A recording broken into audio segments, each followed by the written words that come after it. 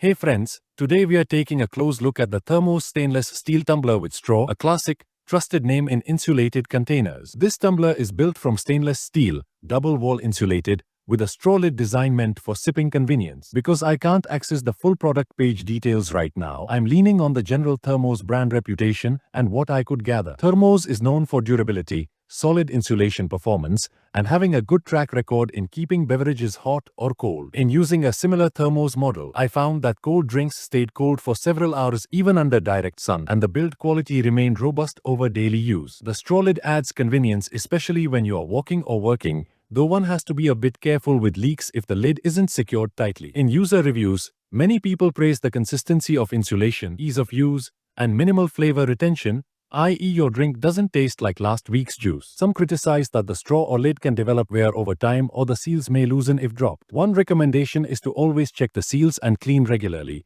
especially around the straw mechanism. If pricing is competitive, which for THERMOS products it usually is, this model gives you the confidence of a tried brand and a design suited for everyday sipping. My verdict: if you want reliability, long track record, and good insulation in a straw tumbler design, this THERMOS tumbler is worth considering. And of course, we share by links in description box.